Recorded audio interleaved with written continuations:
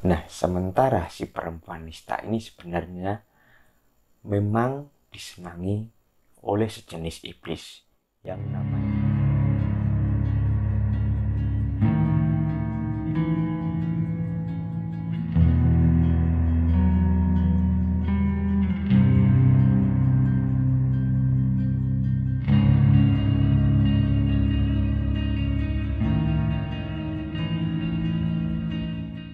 perempuan atau wanita.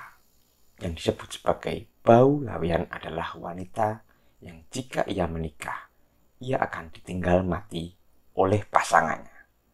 Entah bagaimana bahasan ini merebak di kalangan suku Jawa. Ini adalah mitos yang berkembang dari zaman ke zaman hingga zaman saat ini.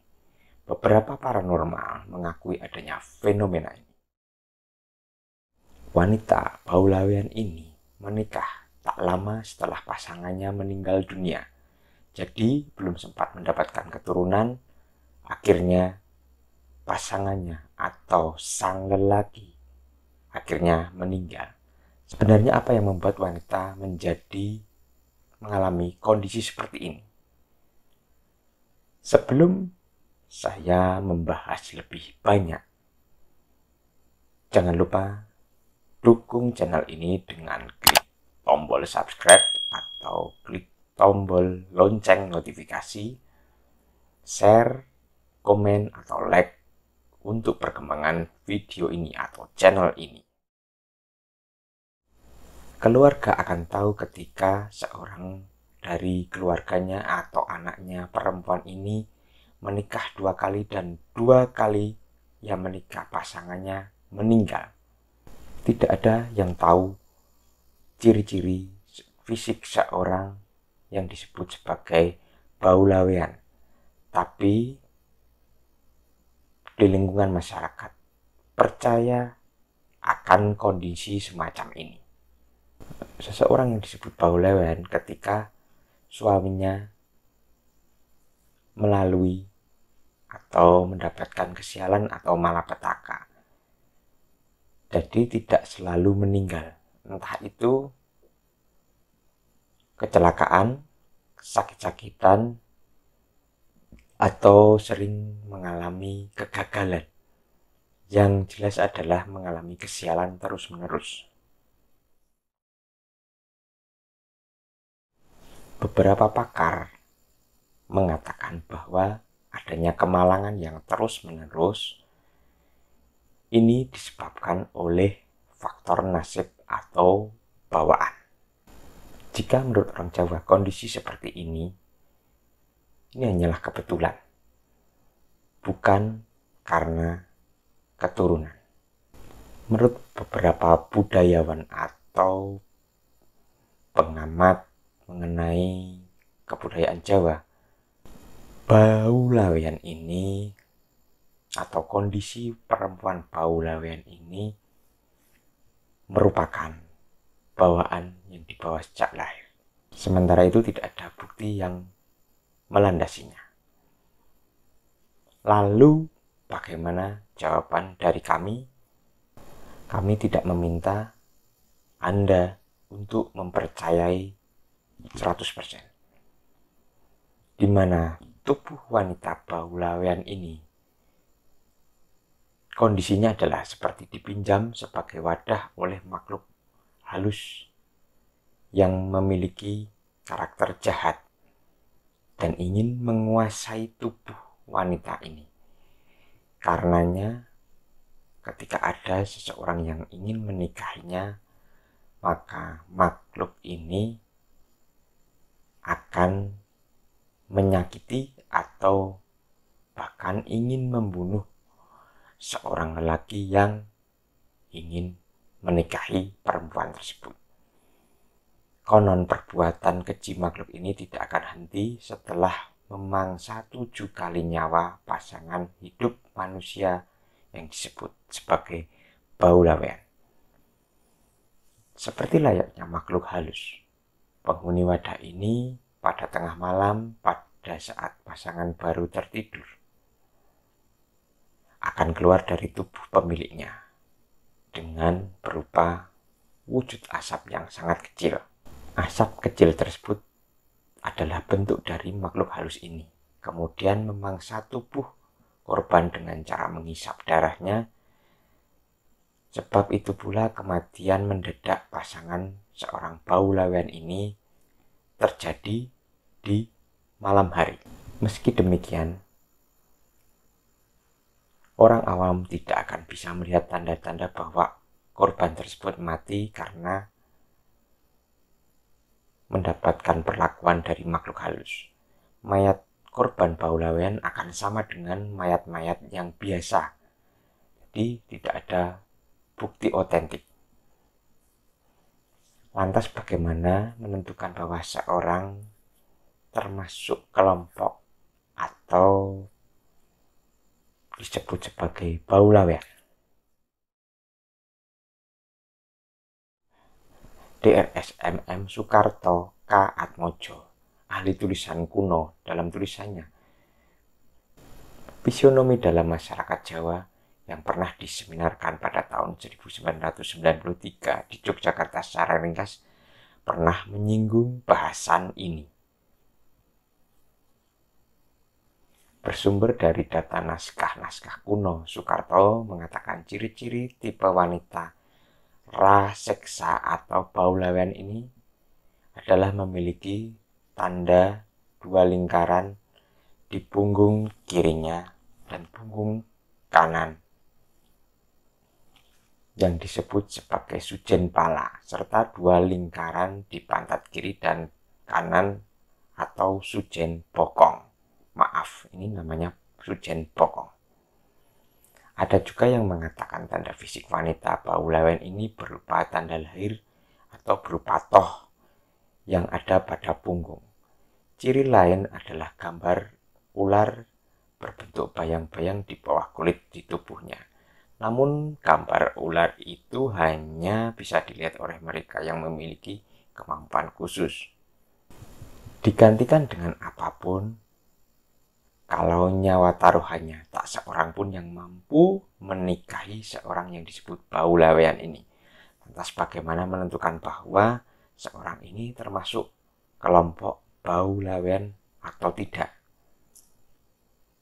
Karena memang secara fisik kelompok Pahlawan ini tidak punya perbedaan mencolok dengan manusia-manusia lain. Orang baru bisa menyebutnya sebagai Pahlawan setelah mengetahui adanya rentetan peristiwa buruk yang menimpanya. Tapi secara umum, ciri manusia Pahlawan ini adalah tumbuhnya rambut putih pada usar-usar di kepalanya. Lantas bagaimana mengatasi wanita atau perempuan Pahlawan ini? Sebenarnya jauh sebelum Nabi Isa Al-Masih lahir, ada fenomena wanita Pahlawan ini. Tapi sebutannya bukan Pahlawan seperti yang ada di budaya suku Jawa saat ini. Ada sebuah kisah seorang perempuan yang telah 7 kali menikah, tetapi ketujuh suaminya meninggal pada saat malam pertama. Hingga ada tuduhan bahwa si wanita inilah yang membunuh ketujuh suaminya. Tuduhan tanpa bukti ini serasa menghujam hatinya, hingga membuat ia ingin mengakhiri hidupnya. Tapi si wanita ini mengingat kata-kata dari ayahnya yang memang sangat mengasihinya sebagai anak perempuan satu-satunya di keluarganya. Karena jika wanita ini akhirnya bunuh diri, maka penerus keturunan dari keluarganya adalah hilang karena dia adalah satu-satunya perempuan di keluarganya. Lantas ia pun berdoa agar Tuhan mengakhiri hidupnya karena ia sudah tidak sanggup mendengar tuduhan-tuduhan dari orang-orang sekitar.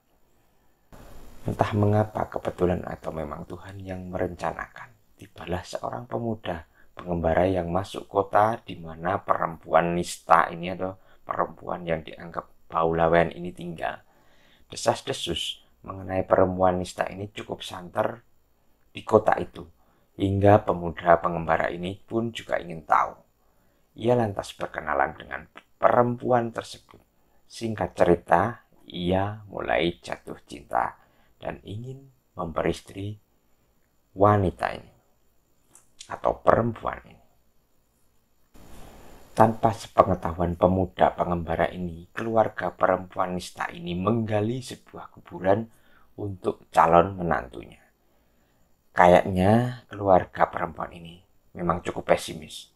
Tapi sebelum perjalanan ke kota perempuan nista ini, sang pemuda pengembara ini bertemu dengan seorang nelayan. Nah, nelayan ini memberikan seekor ikan yang hidup di sungai air payau.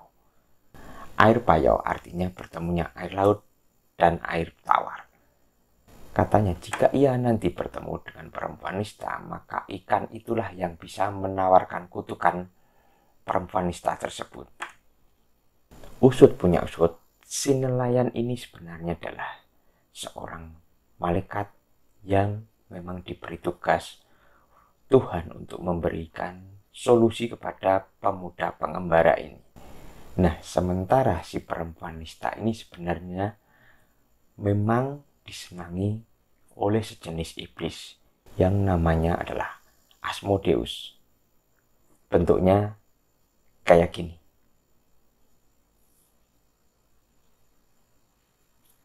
Bagi yang memang sobat irasional penggemar main game pasti pernah dengar nama iblis ini ya.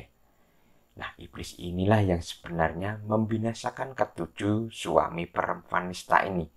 Singkatnya, si pemuda pengembara ini lantas mengikuti petunjuk nelayan jelmaan malaikat, yakni menyembelih ikan dan mengambil hatinya, serta membakar hati tersebut dan asapnya ditiupkan kepada perempuan nista tersebut.